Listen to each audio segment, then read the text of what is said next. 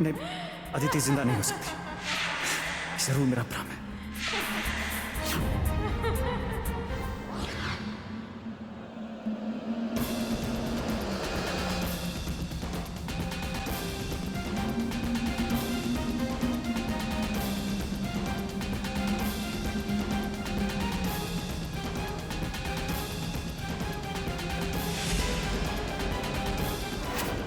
ये क्या?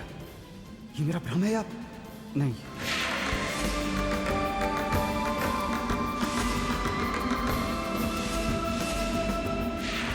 ये तो बिल्कुल ऐसा लग रहा है जैसे सच में। पर ऐसा कैसे हो सकता है? कोई मरकर जिंदा कैसे हो सकता है?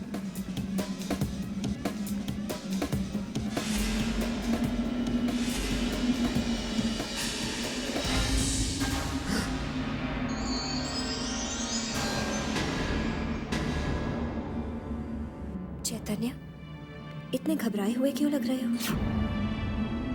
इतनी रात को तुम यहाँ? वो एक्चुअली अनु, मैं एक इम्पोर्टेंट फाइल ढूंढ रहा था। तो कमरे में चले।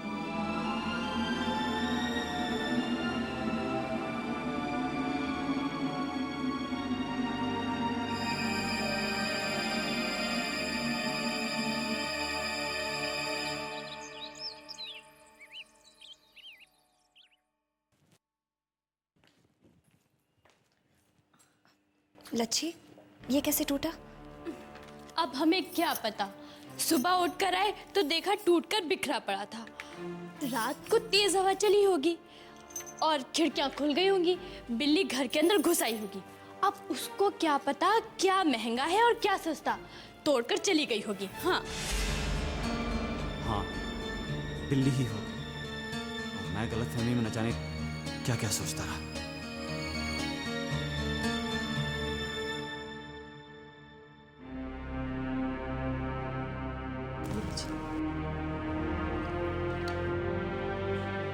Thank you. अनुपमा के ससुराल हो आई, उसे खुश देख लिया, बस मन को बड़ी तसल्ली हो गई। अगर आप भी आ जाते तो। माया, मैंने कहा ना कि मैं उसके बारे में कुछ सुनना नहीं चाहता। मैंने कहा था ना माया। नमस्ते। आइए आइए मिस्टर शर्मा, कहिए। जी सब पेपर्स रेडी हैं, आप इन पे साइन कर दीजिए। ओह हाँ,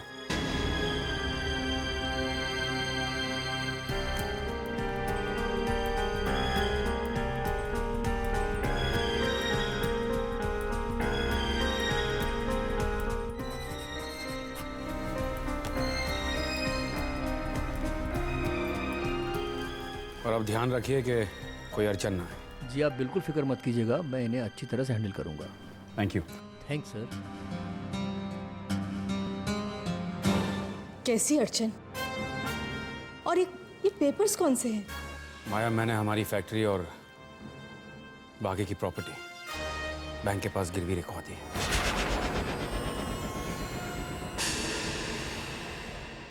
क्या? किरण के नाम पर जो हॉस्पिटल बन रहा था, उसका काम रुक जाता नहीं तो। माया, मेरे सामने और कोई रास्ता नहीं था। आप ऐसा कैसे कर सकते हैं? अरे जो मर चुके सो मर चुके, अब जो जिंदा है उनकी जिंदगी क्यों दांव पे लगा रहे हैं आप?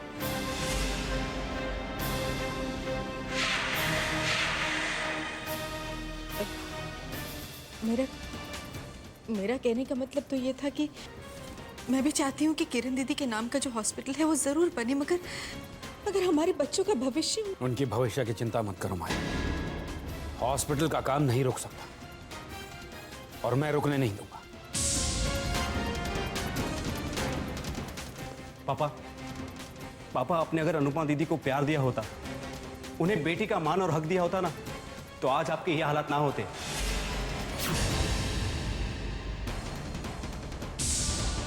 पापा कहते हैं ना कि जिस घर में लक्ष्मी का सम्मान नहीं होता, वहां पर दरिद्रता और गरीबी का वास होता है। पापा, आपने अगर अपनी लक्ष्मी समान बेटी का सम्मान किया होता ना, तो आज हमारा भविष्य दांव पे नहीं लगता, दांव पे नहीं लगता, दांव पे नहीं लगता। आपको रातों रात बिजनेस में इतना लॉस नहीं होता और ना ही किरण माँ के नाम पर बनने वाले हॉस्पिटल का काम रुकता। वीर, तुम्हें अपने पापा से नहीं माँ, आज मुझे मत रोकिए। पापा अभी भी अपनी भूल का प्रायश्चित कर सकते हैं। एक बार, सिर्फ एक बार दिल से अनुपमा दीदी को अपनी बेटी मान लीजिए। उनके सर पर प्यार से आशीर्वाद का हाथ रख लीजिए। पापा फिर देखना, इस घर की सारी तकलीफें, सारे दुख दर्द दूर हो जाएंगे। बस बड़ों को अकल सिखाने की कोशिश मत करो। लेकिन जब छोटे बड़ों को गलती करता देखे तो कैसे चुप रहे पापा? पापा, आपको किरण माँ के नाम पर बनने वाले हॉस्पिटल की इतनी चिंता, पर उनकी बेटी से इतनी नफरत। क्या ये सब देखकर किरण माँ की आत्मा रोती नहीं होगी? उन्हें दुख नहीं होता होगा? सोचिए पापा, सोचिए।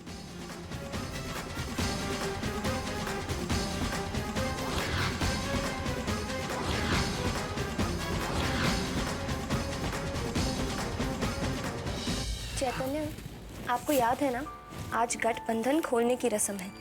कैसे भूल सकता हूँ भाई, इसलिए तो आज आप इतना सवर रही हैं।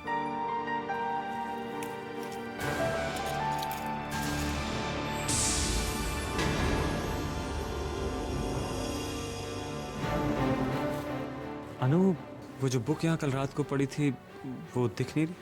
आपने तो रखी थी। मैं नीचे जा रही हूँ, कुछ चाहिए? नहीं, बस मैं आता हूँ।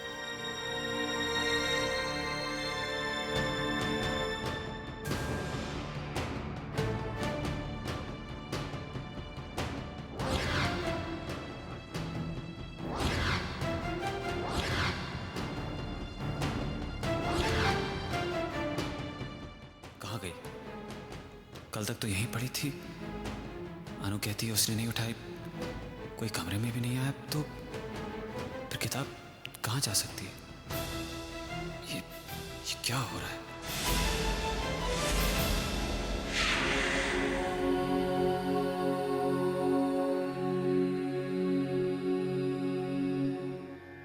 शारदा आंटी, ये पूजा क्यों की जाती है? I mean, शादी के टाइम जो गठबंधन बांधा जाता है उसे अभी खोला क्यों जाता है? बेटे, ये एक बहुत प्यारी रस्म होती है। जब एक लड़के और लड़की की शादी होती है तो वो एक नए बंधन में बन जाते हैं। हम उन दोनों के दुपट्टों को बांधकर कहते हैं कि ये एक गठबंधन है। गठबंधन एक प्रतीक होता है उस नए बंधन का। कुछ दिनों बाद जब लड़का लड़की एक दूसरे को जान लेते हैं, तन से मन से एक हो जाते हैं, तो फिर इस प्रतीक की ज़रूरत नहीं रहती। इसलिए हम इन दुपट्टों को खोल देते हैं। बस यही रस्म है। ओह, अब समझ में आई मुझे। चैतन्य, आओ बैठो।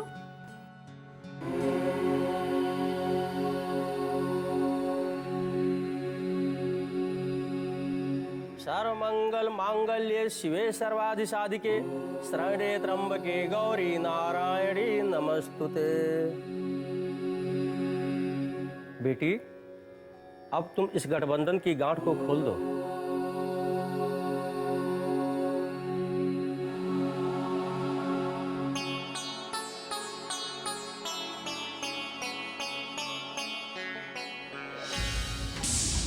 ये गांठ तो पहले से ही खुली हुई है। ये कैसे हो गया?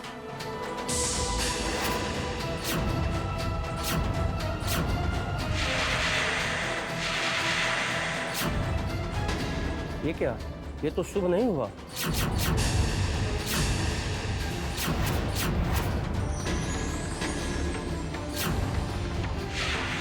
पंडित जी, आप ये कैसी बात कर रहे हैं? ये शुभ अशुभ वाली कौन सी बात हो गई है?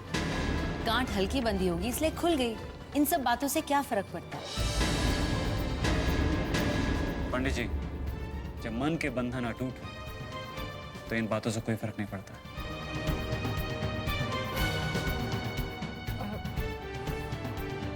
हाँ बेटी। हाँ, मैं भी बिल्कुल यही समझती हूँ। लेकिन थैंक गॉड इस वक्त नानी यहाँ नहीं है, क्योंकि अगर वो यहाँ होती ना, वो तो दीदी को लेकर शुरू हो जाती कि कितनी मनहूस है, अपशुगनी है, अशुभ है।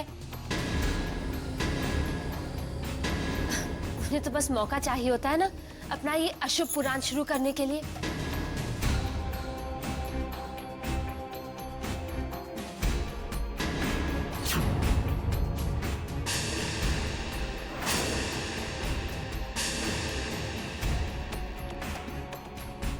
ये अपशगुन क्यों हुआ? आखिर क्यों? वैसे आप हो तो बहुत समझदार, जितना सोचा था उससे कई ज्यादा।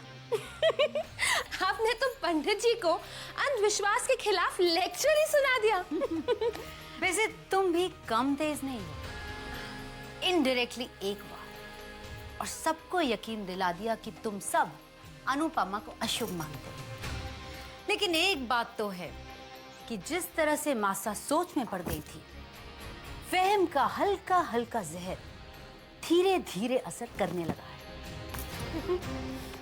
और हम इस जहर के असर को धीरे धीरे दिन ब दिन बढ़ाते जाएंगे। बस थोड़ा और समय।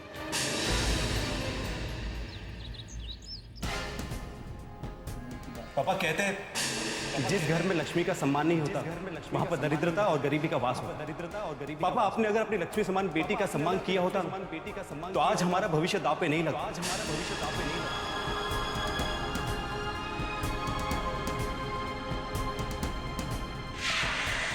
आज आपकी बेटी एक नए घर में, एक नई दुनिया में कदम रखने जा रही है। मुझे आशीर्वाद दीजिए, मुझे आशीर्वाद दीजिए।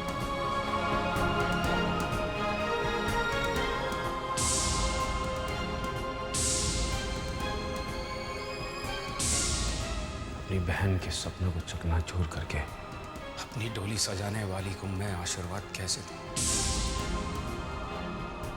अपनी छोटी बहन की खुशियां छीनने वाली, उसके सपने तोड़ने वाली को मैं सिर्फ ये कहना चाहता हूं कि तुम कभी सुखी नहीं रहोगी।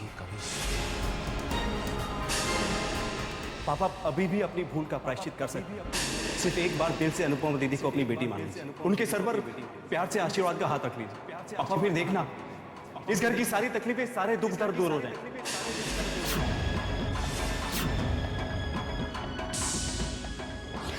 क्या हमारे बुरे दिनों का कारण मेरे दिल में अनुपमा के लिए बड़ी नफरत ही है?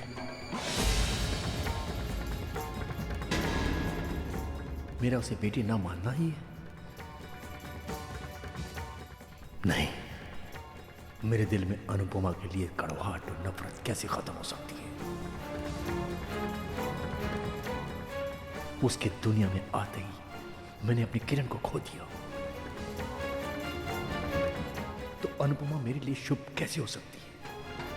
मेरी अपनी किस्मत का सबब कैसे बन सकती है? देख तो सही माया पुत्र है दामाद जी किस तरह बड़ी सोचों में डूबे हुए गम के गोते खा रहे हैं। ओ पुत्र कुछ कर कुछ है।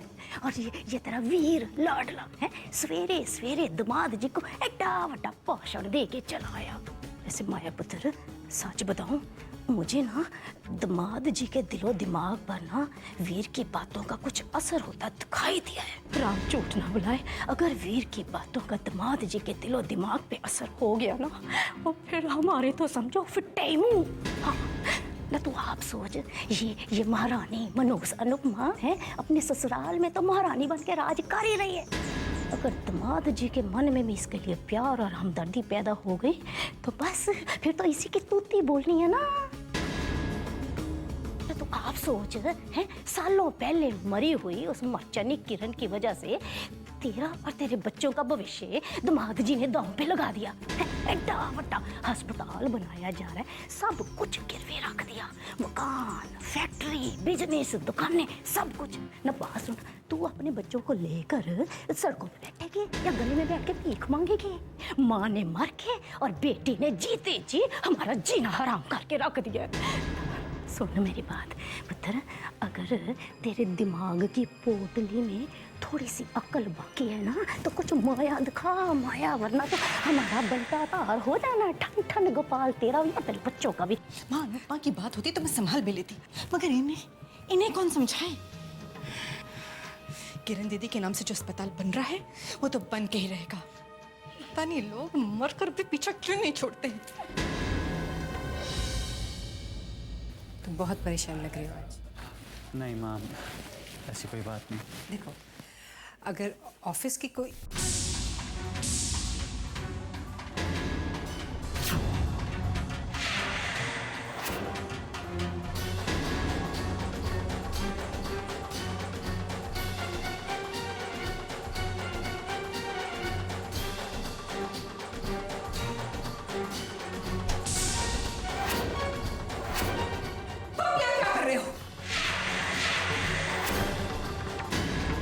मैंने तुम्हें मना किया था इस ऑफिस में कदम रखने से।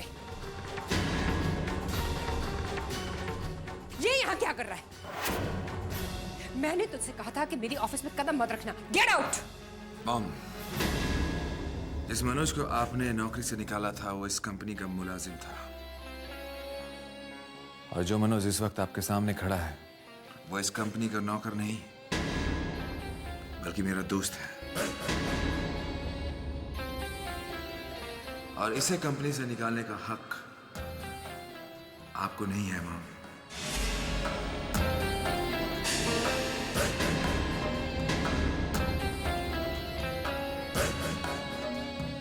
देखिए मॉम, आप मुझे डांट सकती हैं, हुक्म दे सकती हैं, मार सकती हैं मुझे, क्योंकि आप मेरी माँ हैं। लेकिन मुझे किसके साथ रिश्ता रखना है और किसके साथ नहीं रखना है, इसके लिए आप मुझे मजबूर नहीं कर सकती। मैं दोस्तों और दुश्मनों में फर्क करना चाहता हूं।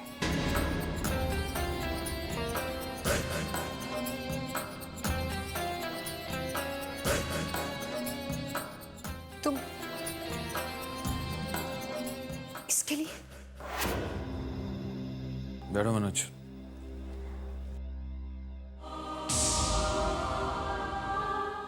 तुम इस माँ आइए।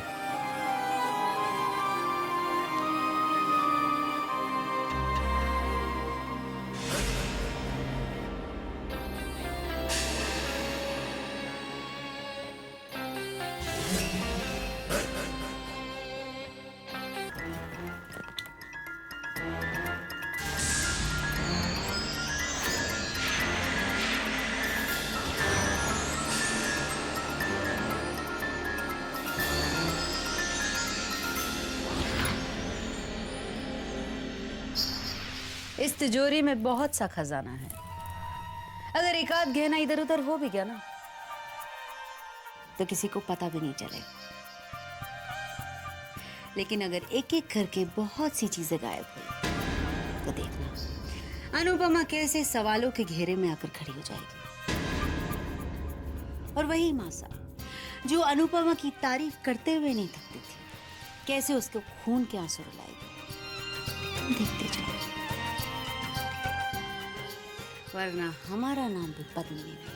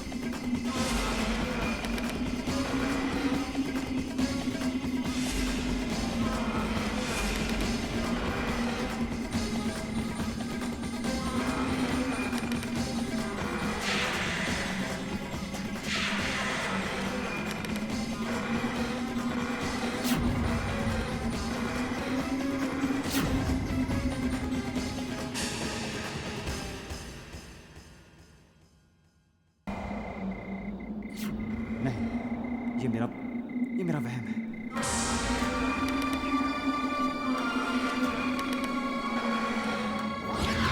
पर मेरा भ्रम मुझे एकदम हकीकत सा क्यों लग रहा है? नहीं, मेरी आंखें कहीं धोखा तो नहीं खा रही? ये सब क्या है?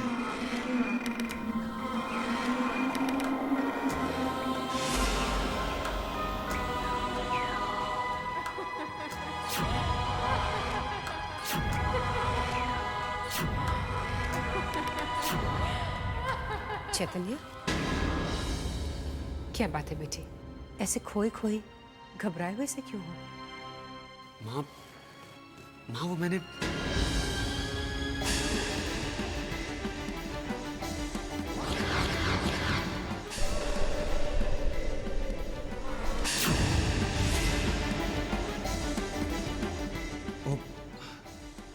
रिद्धिमा ने भी व्हाइट ड्रेस पहनी है। कहीं झूले पर मैंने रिद्धिमा को तो नहीं देखा? कहो बेटी, क्या कहना चाहते हो? हाय चैतन्य, हाउ आर यू? चुप क्यों हो गए? कुछ कह रहे थे ना मुझसे? रिद्धिमा, क्या तुम अभी बाहर झूले पे बैठी थी? नहीं तो मैं तो अभी ऊपर अपने कमरे से आ रही हूँ। क्यों? शारदा आंटी, आप बोलिए ना चैतन्य को, कभी मुझे बाहर घुमाने लेकर ही नहीं जाते। चलो ना, कहीं चलते हैं आज। अगर रिद्धिमा ऊपर कमरे में थी तो बाहर झूले पर क्या वाकई अदिति थी? या वो मेरा वहम था? चैतन्य, तुम्हारी तबीयत तो ठीक है ना? माँ, कुछ नहीं, वो माँ, मैं जरा जाके चेंज करता हूँ।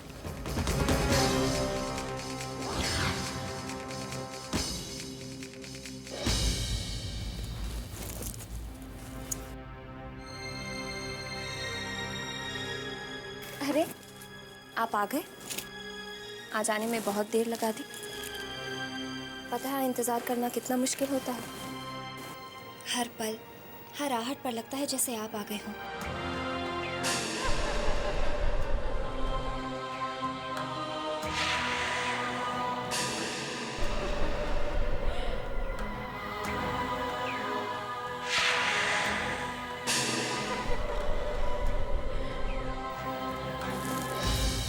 मैं कब से प्यार भरी बातें किए जा रही हूँ और आप है कि ध्यान कहीं और है। अभी से ये हाल है तो शादी के 3-4 साल बाद पता नहीं क्या होगा। क्या होगा? वही होगा जो अब हो रहा है। उस वक्त भी मुझे आपकी खूबसूरती को बयां करने के लिए अल्फाज नहीं मिलेंगे। झूठ, मन में कुछ और जुबान पे कुछ और। आप अब शब्द ढूंढ ही लीजिए, क्योंकि मुझे तारीफ सुनने का बहुत शौक है।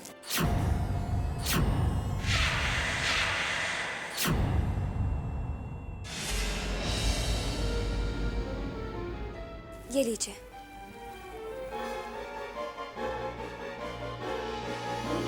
अनु, ये बुक कहाँ थी? पता नहीं, सुबह से तो यहीं पड़ी है। मुझे लगा आपको मिल गई होगी और आपने यहाँ रख दी। चैतन्य, वैसे इस बुक में इतना खास क्या है? नहीं मिलती तो आप परेशान हो जाते हैं, और अब मिल गई है तो भी परेशान है। नहीं, ऐसी कोई बात नहीं, बस यूँ मैं चेंज करके आता हूँ।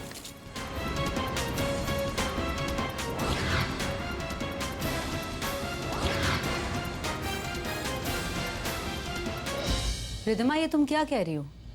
मैं वही कह रही हूँ जो मैं अपनी आंखों से देख कर आ रही हूँ। चैतन्य बहुत टेंस दिखाई दे रहा था। उसे कोई बात तो बहुत परेशान कर रही थी। इनफैक्ट वो शारदा आंटी को भी कुछ बताने वाला था। इसका मतलब रिद्धिमा ये है कि जो हमें दिखाई दे रहा है वैसा है नहीं। अनुपमा और चैतन्य के बीच में जो प्यार और खुशी हमें दिखती है वो सब झूठी है। उन दोनों के रिश्ते पति पत्नी वाले तो हैं, लेकिन उनमें दूरियां वो वजह? हाँ, चैतन्य वैसा लगता तो नहीं है, लेकिन हो सकता है कि उसकी संबंध किसी और लड़की के साथ। हाँ, क्यों नहीं, लेकिन इन मर्दों का कोई भरोसा नहीं है, कभी भी फिसल जाते हैं। खैर, चैतन्य की परेशानी यानी कि अनुपमा की परेशानी, और अनुपमा की परेशानी यानी कि हमारी खुशी। सिर्फ हमारी क्यों, आपके पति की भी तो खुशी होगी इसमें। हाँ, सो तो है। वैसे कहाँ हैं आपके पति? कहाँ हैं? एज यूजुअल अपने ऑफिस में है। अब भाई वो चैतन्य की तरह तो है नहीं कि 2 फाइल खोली और कुछ चेक्स पे साइन कर लिए और मुंह उठा के घर चले आए। अरे इतना बड़ा बिजनेस एम्पायर है और बेचारे अकेले संभालते हैं, तो काम तो करना ही पड़ेगा। चलो खैर, मैं उन्हें फोन करके जरा पता लगाती हूँ कि आखिर वो है कहाँ।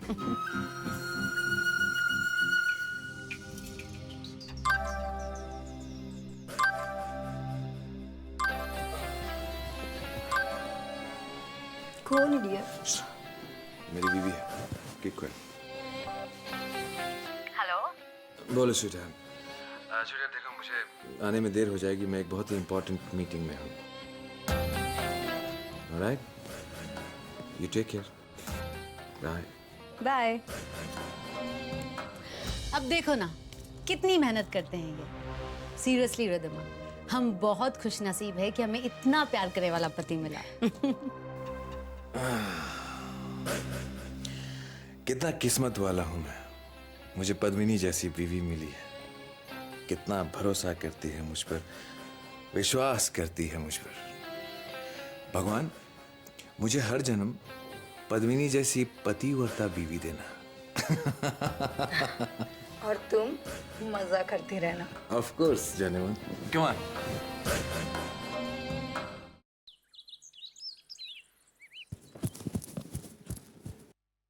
अरे इंद्रजीत बेटे, 1 मिनट, तुमसे कुछ बात करनी है। जी कहिए। बेटे, काफी दिनों से तुमसे कुछ पूछना चाह रही थी मैं, अपने अनाथ आश्रम के बारे में। तुम तो जानते हो, वो अनाथ आश्रम तुम्हारे पिताजी का सपना था।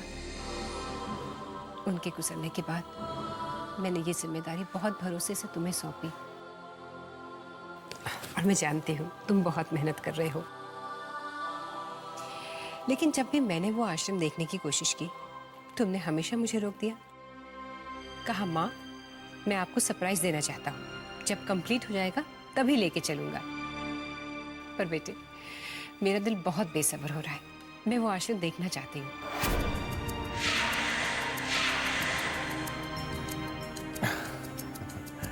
मॉम, आप आश्रम देखना चाहती है ना? मेरे कमरे में उस आश्रम का मॉडल रखा हुआ है, मैं भी लेकर आता हूँ। Just wait.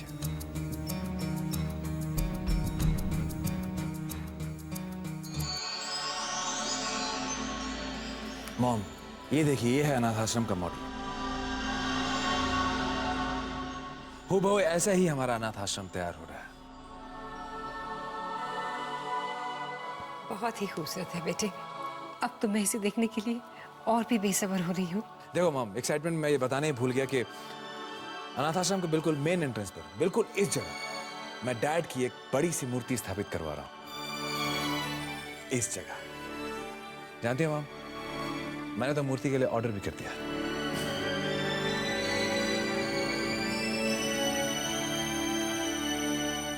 थैंक यू बेटे। अरे अनुपमा, ये देखो, ये उस आश्रम का मॉडल है जो हम बनवा रहे हैं। अच्छा है ना? जी माँ, बहुत अच्छा है। तुम जानती हो, जब हमारा चैरिटी हॉस्पिटल बना था तो उसका उद्घाटन पद्मिनी ने किया था। मैं चाहती हूँ कि इस अनाथ आश्रम का उद्घाटन तुम्हारे हाथों हो। इतने शुभ काम का उद्घाटन तो भाभी जी के हाथों से ही होना चाहिए, है ना भाभी जी? आइए, मैं आपको समझाता हूँ। ये अनाथ आश्रम हम किस तरह बनवा रहे हैं। ये हमारे अनाथ आश्रम का मॉडल है। ये देखिए भाभी जी, ये जो मेन एंट्रेंस है ना,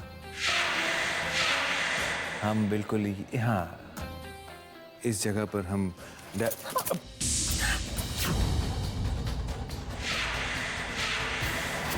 अनुपमा, ये तुमने क्या किया? माँ वो गलती से हाथ लग गया। माँ मैं अभी ठीक कर देती हूँ।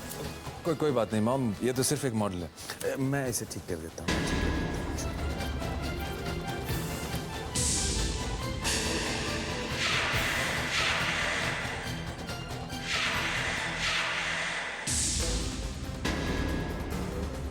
मैं कर देता हूँ।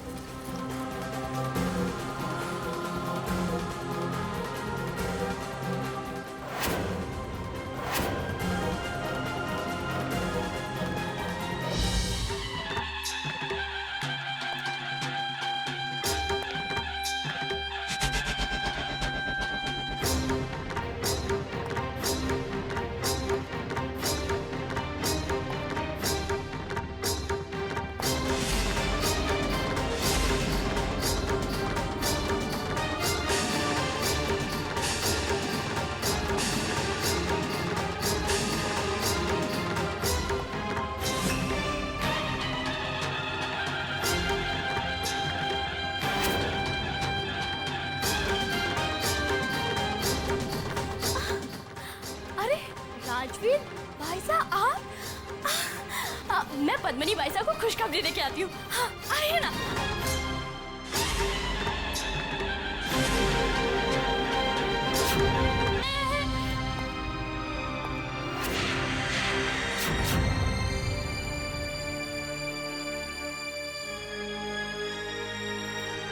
राजवीर तुम? अरे प्रणाम। जीते रहो। बेटे इनसे मिलो, ये है अनुपमा, मेरी बड़ी बहू। और अनुपमा, ये राजवीर है, पद्मिनी का भाई। नमस्ते। आपसे मिलकर बहुत खुशी हुई। क्षमा चाहता हूँ कि आपकी शादी में मैं आ नहीं पाया। क्या है कि मैं इंडिया के बाहर गया हुआ था, फ्रांस गया हुआ, कल ही लौटा, बस आपको बधाई देने चले आया। बेटे तुम चले आए, ये तो बहुत अच्छा काम किया तुमने, लेकिन ये सब लाने की क्या जरूरत थी? एक राजपूत भाई अपनी बहन के घर खाली हाथ कैसे आ सकता है? और अपनी इकलौती बहन के लिए तो हम आसमान से चांद और सितारे भी तोड़ ला सकते हैं। अच्छा ठीक है भाई, भाई बहन के प्यार के बीच में अब मैं कुछ नहीं बोलूंगी। लेकिन बेटे मुझे जरा माफ करना, एक चैरिटी फंक्शन है, मुझे वहां जाना जरूरी है। अनुपमा बेटे, राजवीर की खातिरदारी में कोई भी कमी नहीं होनी चाहिए। जी मैं चलूं बेटे। हाँ हाँ।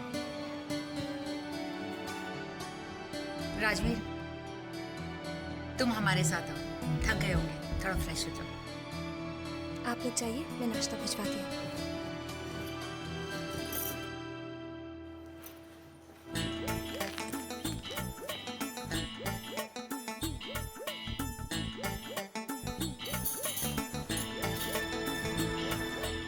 लच्छी, कौन आया है?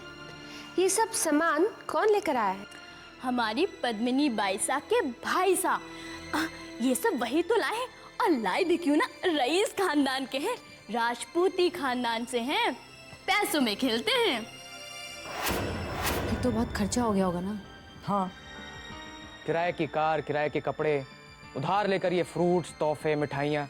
अरे इस बार तो लोग उधार देने से ही मना कर रहे थे। जी साहब, इस बार ये उधार चुकाने के लिए प्लीज कोई इंतजाम कर देना। पता है, बहुत मानते हैं अपनी बहन को, हर बार लाखों के गहने देके जाते हैं पद्मिनी बाईसा को। देखो जीजी साहब, ये सारे गहने नकली हैं, किसी को पता नहीं चलना चाहिए। और पता है, महल जैसा घर है हमारे राजवीर भाई साहब का। हाँ। हवेली का क्या हुआ? बहुत मुश्किल से 1 महीने का स्टे ऑर्डर मिला है, नहीं तो अब तक तो हवेली नीलाम हो गई होती। पैसों में खेलते हैं पद्मिनी बाईसा के भाई साहब, इकलौते वारिस है। हाँ। जी साहब, पैसे पैसे के लिए मोहताज होने के दिन आ गए हैं। इस बार इंतजाम कुछ ज्यादा कर देना।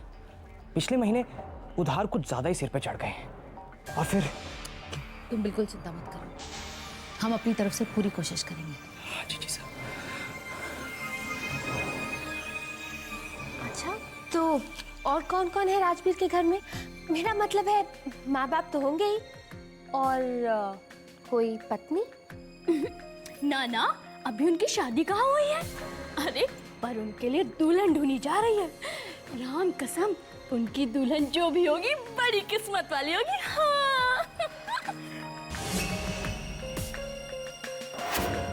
उसकी दुल्हन मैं भी तो हो सकती हूँ, इकलौते वारिस की दुल्हन। इतने से क्या होगा? फिलहाल तुम इसे रखो, आज रात को जरूर हम कुछ इंतजाम करेंगे। पद्मिनी, इतने से क्या होगा? फिलहाल तुम इसे रखो, आज रात को जरूर हम कुछ इंतजाम करेंगे। पद्मिनी,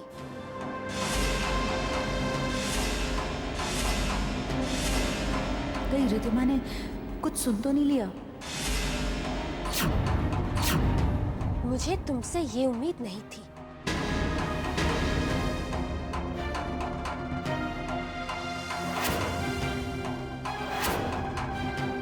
तुम्हारे भाई यहाँ आए और तुमने मुझे मिलाया तक नहीं।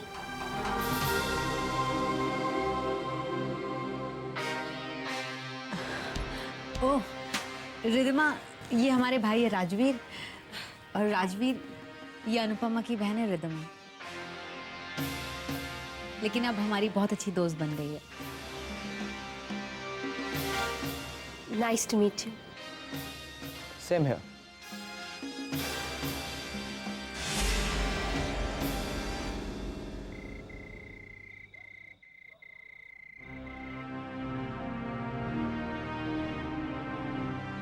बहुत मुश्किल से 1 महीने का स्टे ऑर्डर मिला है, नहीं तो अब तक तो हवेली नीलाम हो गई होती। जी साहब, पैसे पैसे के लिए मोहताज होने के दिन आ गए हैं। इस बार इंतजाम कुछ ज्यादा कर देना। क्या करूं? तिजोरी में गहने और रुपए चुराने के सिवा अब हमारे पास कोई और चारा भी तो नहीं है। हम पर तो किसी को कभी कोई शक हो ही नहीं सकता, क्योंकि अब तिजोरी की चाबियां जो अनुपमा के पास रहती हैं। सवाल पूछे जाएंगे तो अनुपमा से, फंसेगी भी तो अनुपमा। और वैसे भी अब तक तो सब सो चुके होंगे ना, और इंद्रजीत को भी अभी घर आने में थोड़ा और वक्त लगेगा। यही अच्छा मौका है तिजोरी पर हाथ साफ करने का।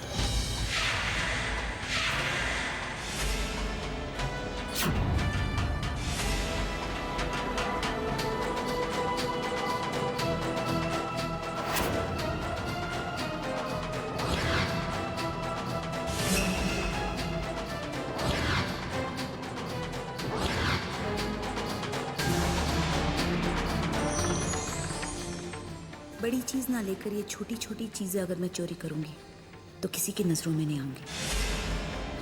जब तक हो सकेगा चोरी करती रहूंगी। जितना चुरा पाई उतना अच्छा होगा।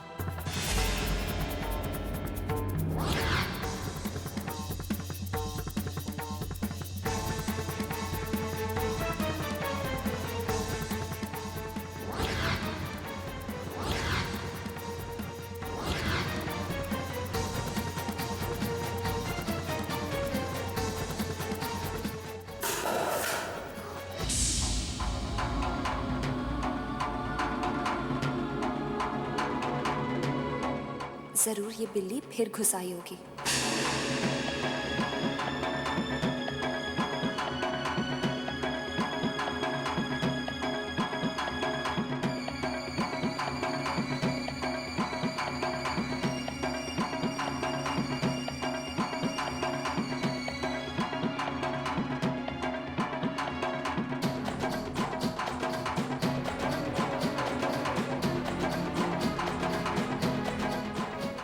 गॉड, ये चाबियां कहाँ गिर गई?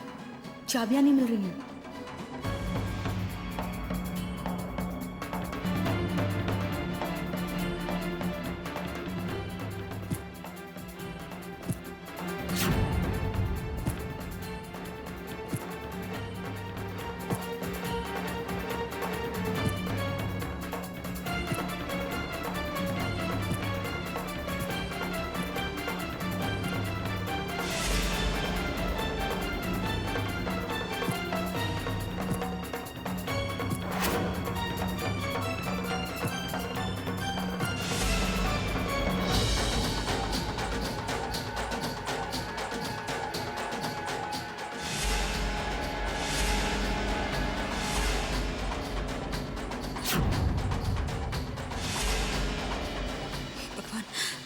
इसको भी अभी आना था।